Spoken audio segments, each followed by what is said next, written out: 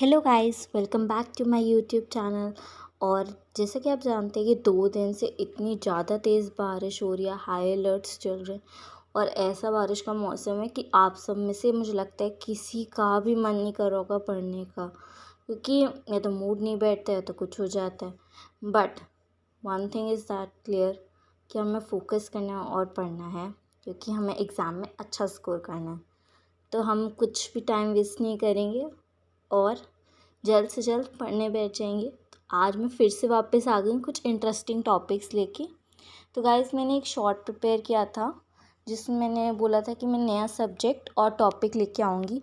But guys, मैंने नया subject और टॉपिक सोच लिया कि मैं क्या कराऊँगी। बट गाइस, आज मैं आपको पढ़ाऊँगी तो इंटरनेशनल बिज़नेस ही, क्योंकि जो मैं टॉपिक्स करा रही हूँ पहले इंटरनेशनल बिज़नेस के वो पूरे करूँगी 2-3, एंड फिर उसके बाद मैं नया सब्जेक्ट और टॉपिक लूँगी। तो आपको थोड़ा सा और वेट करना पड़ेगा सरप्राइज़ को खोलने के लिए। सो पहला जो टॉपिक मैं पढ़ाने चाहूँगी आज इंटरनेशनल बिज़नेस में है, वो है इंटरनेशनल मैनेजमेंट ओरिएंटेशन है, जिसे हम EPRG फ्रेमवर्क भी कहते हैं। एंड दूसरी चीज़ जो मैं पढ़ाऊँगी वो है बेसिक एंट्री डिसीजन। वाइल हम जब एंट्री करते हैं मतलब इंटरनेशनल बिजनेस में, तो हमें क्या चीज़ ध्यान में रखनी चाहिए वो मैं पढ़ाऊँगी। तो चलो लेट्स गेट स्टार्टेड। तो पहली चीज़ जो मैं पढ़ाने जा रही थी, जो मैंने बोला था इंटरनेशनल मैनेजमेंट ओरिएंटेशन, तो उसको जो ओरिएंटेशन या अप्रोच कह लो, जो was explain by Howard V Perlmutter in 1969 through his EPG framework, which was later he modified it to known as EPRG framework, जिसमें कई सारे डायमेंशंस हैं। और तो E stands for ethocentric orientation, whereas P stands for polycentric orientation, R stands for regiocentric orientation approach, and G stands for geocentric approach. तो चलिए पहले approach की बात करते हैं, इथोसेंट्रिक अप्रोच। इस अप्रोच में आपको मैं बताऊंगी कि the management of the company assumes that the domestic products are superior and can be sold as it is in the foreign country. As a result, the marketing strategy which is being implemented in the domestic market should also be applied in the foreign country's market. The orientation followed by the domestic companies as well as the international companies. These companies fail to see that the consumer belonging to different countries have different tastes and preferences. So it is also referred as a tunnel vision, as innovation and inflexibility is limited. But it is the most cost-effective method to enter international business या international market. तो इस approach या orientation में बताया गया जो कि जो अपना मैनेजमेंट होती है, मैनेजमेंट की जो कंपनी होती है, वो जो अपना प्रोडक्ट या सर्विस डोमेस्टिक कंट्री में बेच रही है, तो वही प्रोडक्ट वो बाहर फॉरेन मार्केट में भी बेचती है। वो बिल्कुल चेंज नहीं लाती है उस प्रोडक्ट के अंदर, एज इट इज़ वैसा का वैसा ही बेच देती है। कोई स्ट्रैटेजी में चेंज नहीं, कुछ भी चेंज नहीं करता है वो, बस वो बेच देती है। तो वो जो लोकल कंज्यूमर है उसका टेस्ट एंड प्रेफरेंसेस जो होते हैं वो नहीं देखती है। ये इसके लिए एक डिसएडवांटेज है। पर ये हमने जैसे इसमें पढ़ा था कि कॉस्ट इफेक्टिव है, क्योंकि कॉस्ट इफेक्टिव इसलिए क्योंकि हमने इतना रिसर्च एंड डेवलपमेंट और मार्केटिंग वगैरह में अपना पैसा वेस्ट नहीं करा है। तो इस अप्रोच में क्या है, डोमेस्टिक जो अपनी कंपनी है वो अपना product and services domestic area में प्रोडक्ट्स डोमेस्टिक जो कंपनी है डोमेस्टिक अपने होम कंट्री में बेच रही है एज इट इज़, वही अपना फॉरेन मार्केट में बेचेगी।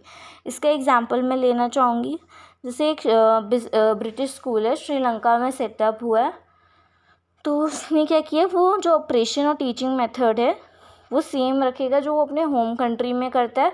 वैसे ही अगर वो किसी बाहर स्टेट या प्लेस कंट्री में लगाएगा फॉरेन में, तो वैसा ही टीचिंग मेथड और उसका ऑपरेशंस वगैरह जैसे होते हैं अपने होम कंट्री में डोमेस्टिक में, मतलब ब्रिटिश स्कूल में जहाँ श्रीलंका में होता है, वैसी चीज़ वो बाहर के देशों में भी करेगा। तो अब आते हैं हम नेक्स्ट पॉइंट की तरफ, पॉलीसेंट्रिक ओरिएंटेशन।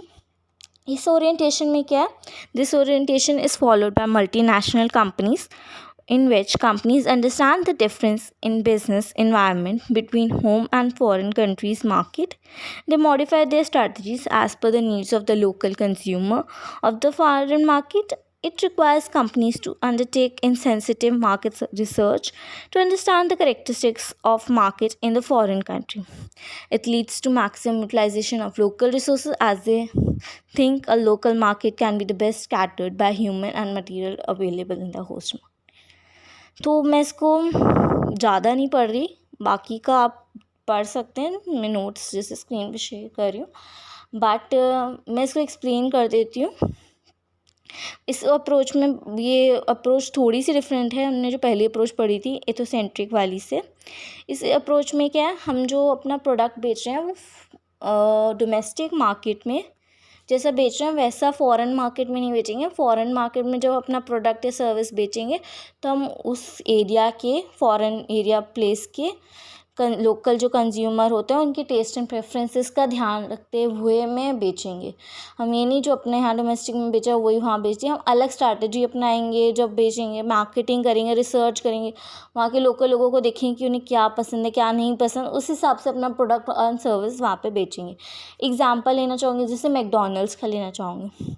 मैकडॉनल्ड्स का जो हैमबर्गर होता है वो अमेरिका में बेचता है, बट वही हैमबर्गर वो इंडिया में नहीं बेचता. उसने उसको मॉडिफाई करके मैकडी की एक आलू टिक्की है वो बेचता है. और ऐसी कई सारी तरीके के मैकडी चेंजेस लाता है जो वो हर अपनी अलग अलग देशों में बेचता है, लाइक कनाडा, इटली, अगर वो जहाँ पे बेचता है वो चेंजेस लाता है. ये नहीं कि वो हैमबर्गर अगर अमेरिका में बेचता था तो वही हैमबर्गर आज इंडिया में बेचता है, क्योंकि मैकडॉनल्ड्स ने यहाँ पे काफ़ी सारा रिसर्च करके यहाँ पे चेक करा कि हैमबर्गर जैसे अमेरिका के लोगों को कंज्यूमर के टेस्ट प्रेफरेंस में अच्छा है पर इंडिया के लोगों को वो ज़्यादा पसंद नहीं है, इसलिए वो उसकी जगह रिप्लेस करके आलू टिक्की वाला लेके आया बर्गर जो इंडियंस को काफ़ी पसंद है. अब नेक्स्ट पॉइंट की बात करेंगे, रीजियोसेंट्रिक अप्रोच. इसमें क्या है, a company following regiocentric approach sees that the few foreign countries में share similarities in terms of consumers and business environment. These similar countries can be grouped into one region and same strategies can be followed in them. It involves balancing between standardization and localization. It leads to setting up of regional offices to overlook operations in countries having similarities. Sometimes companies may ignore regional differences. For example से पहले मैं पहले explain कर देती हूँ एक easy language में. तो रीजियोसेंट्रिक में क्या, कई सारी फॉरेन कंट्रीज़ के बीच में कई सारी सिमिलैरिटीज़ होती हैं, तो हम उन सिमिलैरिटीज़ को ध्यान रखते हुए उन्हें एक साथ एक ग्रुप में ले लेते हैं. सो इन टर्म्स लाइक कंज्यूमर के हिसाब से होता है, कई अलग अलग बिजनेस इन्वायरमेंट के हिसाब से हम उन्हें एक ग्रुप में कंबाइन करके लिख लेते हैं. एग्जाम्पल मैं लेना चाहूँगी कॉस्मेटिक इंडस्ट्री का. जैसे वो cosmetic industry India, Pakistan, China, suppose Bangladesh की एक जैसी, उसमें कई सारी सिमिलैरिटीज़ हैं जो वो बेचता है, तो वो एक रीजनल ग्रुप बना लेगा कि ये 4 कंट्रीज़ हैं जिसमें मेरा ये इस तरीके का कॉस्मेटिक बिकता है और इनमें ये क्योंकि इसमें इन सबको ये चीज़ पसंद है, काफ़ी सिमिलर है, तो मुझे ज़्यादा मतलब वो मेहनत नहीं करनी पड़ेगी, मैं अपना कॉस्मेटिक ज़्यादा मॉडिफाई करे बिना इन कंट्रीज़ में बेच सकता हूँ. अब बात करेंगे geocentric approach. The companies with this orientation see the world as a global village without any boundaries. The consumer belonging to different countries are part of a global market and can be catered with global products. Unlike the ethnocentric approach, they do not consider the home market superior. They understand the similarities and differences among home and different host markets. The companies follow a global strategy which leads to efficient utilization of world's resources and better quality products for everyone. तो इसमें क्या है, geocentric में क्या है, वो एक domestic country का ही नहीं देखता ना, वो ऐसे देखते कि एक कंट्री में कुछ, एक कंट्री में फॉरेन का भी ऐसे नहीं, वो एक सारी कंट्रीज़ एज ए ग्लोबल मतलब ग्लोब को लेता है एक साथ और वैसा एक प्रोडक्ट सर्विस बनाता है जो हर एक कंट्री में यूज़ हो सकता है, हर एक पूरे ग्लोब के अंदर यूज़ हो सकता है. इसका ईजीएस्ट एग्जांपल जो मेरे को लगता है वो है माइक्रोसॉफ्ट के जो एप्लीकेशंस हैं वो सभी कंट्रीज़ के लिए एक जैसे हैं, कुछ उसमें मॉडिफिकेशन नहीं है, कुछ नहीं है, वो हर कंट्री में यूज़ करता है, वो सिमिलर रहता है. तो आई होप आपको ये सारे पॉइंट्स चारों समझ आ गए हो। ये थे EPRG फ्रेमवर्क के 4 पॉइंट्स जो इंटरनेशनल मार्केट ओरिएंटेशन के अंदर आते हैं। मैं इनके नाम फिर से बता देती हूँ जो आते हैं। Ethnocentric orientation, polycentric orientation, regiocentric approach and geocentric approach. And मैंने इनके एग्जांपल्स भी साथ साथ एक्सप्लेन करते हुए बता दिए, तो आपको कोई डिफ़िकल्टी नहीं होगी। अगर आपको जैसे सपोज़ कभी कुछ याद नहीं आ रहा तो आप इनके एग्जांपल्स के थ्रू याद रख सकते हैं। अब नेक्स्ट टॉपिक की बात करूँगी। तो नेक्स्ट टॉपिक मैंने क्या बोला था मैं आपको आज पढ़ाऊँगी, वो है basic entry decision while entering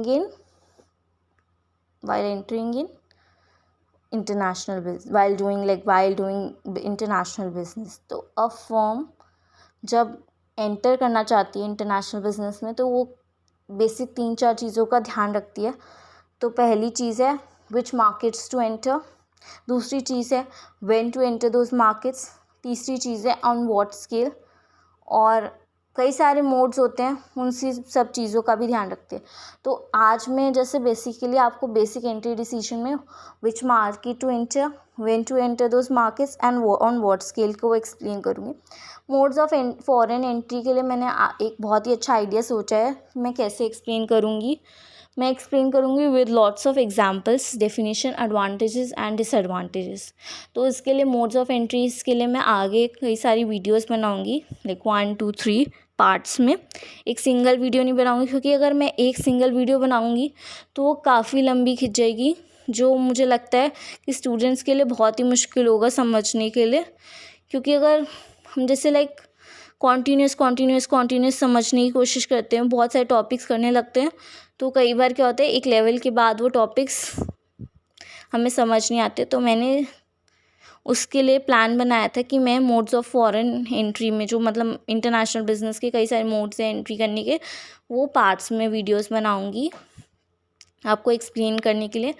और मैं इतनी लंबी वीडियोस नहीं रखूँगी, मैं शॉर्ट में रखूँगी, लाइक एक टॉपिक आज करा दिए, 2-3 टाइप्स मोड्स एक साथ करा दिए।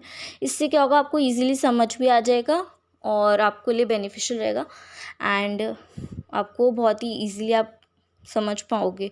तो आगे की वीडियोस में मैं मोड्स ऑफ फॉरेन एंट्री भी एक्सप्लेन करूँगी, पर वो पार्ट्स में होगा, वो डिपेंड करेगा कि मैं एक वीडियो में कितने पॉइंट्स एक्सप्लेन कर पाती हूँ, क्योंकि मेरे पास काफ़ी सारे एडवांटेजेस डिसएडवांटेजेस हैं, उसको एक्सप्लेन करना विद एग्जांपल्स, तो काफ़ी लंबी वीडियो ना बन जाए, एक लिमिट तक बनाऊँगी कि आपको भी ईजी रहे। तो इसलिए उसके कई सारे पार्ट्स हो सकते हैं, तो आप उसके लिए रेडी रहिएगा और मेरी आगे की वीडियोस के लिए वेट करिएगा। तो शुरू करते हैं बेसिक फॉरेन, जो हमें बेसिक एंट्री डिसीजन लेना है इंटरनेशनल बिजनेस में। तो पहला पॉइंट जैसे मैंने बोला था विच मार्केट टू एंटर।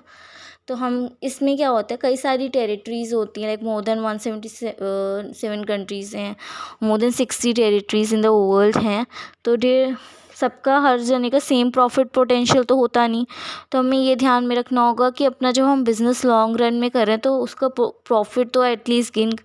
तो हमें ध्यान से देखना होगा कि हम किस मार्केट में एंटर करें, किस वर्ल्ड फॉरेन मार्केट में एंटर करें, मतलब किस दुनिया लाइक किस प्लेस में एंटर करें, कंट्री में एंटर करें, जहाँ से हम अगर अपना प्रोडक्ट या सर्विस बेचें तो वहाँ से प्रॉफिट हो सके। और यही नहीं, उसमें हमारे को अपने बैलेंस करने होंगे अदर बेनिफिट्स भी, जैसे कॉस्ट रिस्क कम हो, हमें इस सब चीज़ों को भी ध्यान में रखना होगा कि वो अगर हम बिज़नेस अपना बाहर कर रहे हैं तो कैसे उसको ध्यान में रखते हुए कि कैसे क्या क्या चीज़ें होनी चाहिए, जैसे साइज़ ऑफ मार्केट कैसा है, present and future wealth of the consumer in the market, economic growth risk, political stability.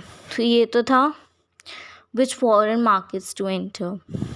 अब बात आती है टाइमिंग्स ऑफ द एंट्री। तो इसमें मैं फर्स्ट मूवर एडवांटेज को एक्सप्लेन करना चाहूँगी। जब हम एंटर करते हैं market earlier, first mover advantage, जब कोई कंपनी अपना प्रोडक्ट या सर्विस सबसे पहले लेके आती है मार्केट के अंदर, हम उसे बोलते हैं फर्स्ट मूवर एडवांटेज। तो उसके कई सारे बेनिफिट्स भी होते हैं। जैसे एग्जांपल मैं लेना चाहूँगी, हमने कई सारे एग्जाम्पल लाइक एप्पल का ले लो एग्जांपल। वो फर्स्ट था जिसने अपने आईफोन्स और आईपैड्स निकाले थे। किंडल ले लो, ई बुक्स बेचने के लिए उन्होंने अपना उनके पास फर्स्ट मूवर एडवांटेज था। इंडिया में companies like Flipkart, OYO, OLX, ओला एक्सेट्रा कई सारे थे जो उन्होंने फर्स्ट मूवर एडवांटेज लिया। तो उसके फर्स्ट मूवर एडवांटेज के कई सारे बेनिफिट्स भी होते हैं, और तो हम बेनिफिट्स पहले देखेंगे। तो first mover advantage builds up sales volume, मतलब हमारे लिए सेल्स बढ़ाते हैं, क्योंकि हम पहले जने होते हैं बेचने के लिए, तो हमारा सेल्स इस चीज़ की वजह से बढ़ सकता है, क्योंकि हम कंज्यूमर को अवेयर कराएंगे हमारा एक यूनिक प्रोडक्ट है जो हम बेच रहे हैं। तो इट्स दैट कि हमारा प्रोडक्ट शायद ज़्यादा बेच सकते हैं। Gain cost advantage over later entrance, हम कॉस्ट एडवांटेज हो सकते हैं क्योंकि हमने पूरा रिसर्च करा है, हमारा अब प्रोडक्ट थोड़ा ज़्यादा बिकने लग जाएगा उस टाइम तक, थोड़े टाइम बाद, तो हमारे पास इस चीज़ का कॉस्ट एडवांटेज भी होगा। प्रेम ट्राइबल्स by establishing a strong branding, क्या पता हमारा प्रोडक्ट इतना अच्छा हो कि वो चलने लगे तो हमारा और स्ट्रॉन्ग ब्रांड नेम हो जाएगा, तो जो बाद में एंटर करेंगे उनसे हमारे को कॉम्पिटिटर्स से compete करने में आसानी रहेगी। Create switching cost that tie consumer into the products और services, making it difficult for later entrants to win the business. ये सारे कई सारे इसके एडवांटेजेस थे फर्स्ट मूवर के, पर ऐसा ही नहीं कि फर्स्ट मूवर है एडवांटेज सिर्फ इसके एडवांटेज ही होंगे। Like I always said in my each and every video, कुछ ना कुछ ऐसा होता ही है। Like a coin has head and tail, two sides, head and tail. First mover also has advantages and disadvantages. तो उसके डिसएडवांटेजेस ये है कि हम फर्म जब काफ़ी सारा उस फर्म को अपना कंसिडरेबल टाइम, एफर्ट्स, एक्सपेंस करने पड़ेंगे और एक्यूमुलेट करना पड़ेगा अपना विद फॉरेन इन्वेस्टमेंट, क्योंकि वो पहली बार लेके आ रहे, तो काफ़ी रिसर्च करके अपना प्रोडक्ट लेके आएगा, उसकी मार्केटिंग में बहुत पैसा लगाएगा। इसकी वजह से उसको कॉस्ट बहुत ज़्यादा पड़ सकती है अपना प्रोडक्ट बेचने के लिए, और अगर वो फॉरेन बिजनेस से करना चला तो उसको और भी ज़्यादा लग सकता है। और ये कई बार क्या हो सकता है, हम अगर फर्स्ट मूवर वन में हमने प्रोडक्ट लॉन्च कर दिया, क्या पता वो चले ही नहीं, बिज़नेस फेल कर जाए, तो हमारा बहुत बड़ा लॉस भी हो सकता है। तो और हमें जब प्रोडक्ट को यही नहीं, हमारे को प्रोडक्ट को प्रमोट करने के लिए, इस्टेब्लिश करने के लिए, ऑफरिंग्स करने के लिए, पीपल को एजुकेट करने के लिए कि हमारा ये प्रोडक्ट या सर्विस हमने लॉन्च करी है नई तरीके की इन द मार्केट जो कहीं और नहीं मिलती, तो उसके लिए भी बहुत सारा पैसा लगता है। तो ये इसके डिसएडवांटेज में आ जाता है। अब अगले पॉइंट की बात करेंगे, स्केल ऑफ एंट्री की। तो दो तरीके से होते हैं, हम स्केल ऑफ एंट्री में देखेंगे दो तरीके से होती है, लार्ज स्केल एंट्री और small scale entry. Large scale में क्या होता है, लॉन्ग टर्म इम्पैक्ट होता है, और यही नहीं, लॉन्ग टर्म इम्पैक्ट के साथ हमारे कई सारे राइवलरीज होते हैं जो मार्केट में एंटर करते रहते हैं, तो हम उनको उनके बारे में भी सोचना पड़ता है, और हमारे को ये ध्यान रखना है लॉन्ग टर्म इम्पैक्ट है, तो हमारे को जो है हमारे जो कमिटमेंट्स होते हैं, स्ट्रैटेजिक कमिटमेंट्स, वो बहुत ही ज़्यादा ध्यान रखना है, क्योंकि हमें बहुत टाइम तक चलना है। इसके लिए जो रिसोर्सेज अवेलेबल है और हमारे को जो होते हैं वो थोड़े थोड़े कम होते जाते हैं, तो हमें ध्यान रखना है कि हमारा जो लॉन्ग टर्म इम्पैक्ट में चलना है, तो हमारा बिजनेस जैसे बहुत लार्ज स्केल पे, मतलब ऑपरेशंस, उसकी मार्केटिंग बहुत ज़्यादा है, तो हर चीज़ पे रिसोर्सेज हमारे पास कम है, पर हमें बहुत इसलिए ध्यान रखना है कि हम जब लॉन्ग टर्म में बेच रहे, मतलब उसको हमें ऐसे तरीके से बनाना है प्रोडक्ट की सर्विस को कि वो कम दाम में हो जाए और ज़्यादा साल तक चले, और बेनिफिशियल भी लोगों के लिए, क्वालिटी हो, उसमें सब कुछ हो कि वो बिक सके। और वेयर एज हम बात करें स्मॉल स्केल की, तो अभी तो उसने एंटर किया है, उसको मतलब उसको उसके टाइम है, एंटर मार्केट के बारे में लर्न कर सकता है, ज़्यादा रिस्क भी नहीं है, और इतना मार्केट शेयर और कैप्चर करने के लिए अभी इतने उसको डिफ़िकल्ट नहीं है, उसको धीरे धीरे वो अपना एंटर कर सकता है मार्केट को और अपना स्केल बढ़ा सकता है, पर ऐसे उसके पास अभी इतना रिस्क नहीं है, थोड़ा लिमिटेड रिस्क है, और अभी उसके पास टाइम है, धीरे धीरे वो अपनी चीज़ों को सीख के अपना प्रोडक्ट या सर्विस आगे लॉन्च कर सकता है, कोई नया प्रोडक्ट या सर्विसेज, या फिर ना वो जो पहले को है उसको और ज़्यादा एक्सपैंड कर सकता है उसका मार्केट। तो that's all for this time. अभी मैंने ये दो टॉपिक्स ही एक्सप्लेन करूँगी इस वीडियो में, एंड नेक्स्ट वीडियो के लिए वीडियो में हम आई थिंक मैं टॉपिक्स में शायद मोड्स ऑफ एंट्री ही लूँगी मोस्ट प्रोबेबली। तो guys wait for my next video. अगर आपको, आई होप आपको ये समझ भी आया हो जो मैंने एक्सप्लेन किया। अगर कुछ भी नहीं समझ आया तो कमेंट सेक्शन में आप लिख सकते हैं डाउट अपना, मैं आंसर करने के लिए ऑलवेज़ रेडी हूँ। और यही नहीं, so guys do like and share my video. And अगर लाइक मेरे को 2 चीज़ों के लिए करना, अगर आपको ये वीडियो में सब कुछ समझ आया हो और दूसरी चीज़ आपको ये वीडियो अच्छी लगी हो। और जो शेयर करना, प्लीज़ गाइज शेयर करिए क्योंकि दूसरों का भी बेनिफिट्स कराइए। और यही नहीं, कमेंट करिए, कमेंट भी 2 चीज़ों के लिए करिएगा। अगर कोई डाउट है या कुछ नहीं समझ आया वो कमेंट में करिएगा। और दूसरी चीज़, अगर आपको ये वीडियो में सब अच्छी लगी हो, कुछ मतलब अच्छी लगी हो, मेरे बताना चाहते हैं कि आपको ये वीडियो बहुत ही अच्छी लगी, तो ये भी कमेंट करके लिख सकते हैं कि आपको ये वीडियो कैसी लगी। And lastly guys, please do subscribe to my channel and wait for my next video. I'll be coming soon with my next video. So keep studying and work hard till you achieve your goal.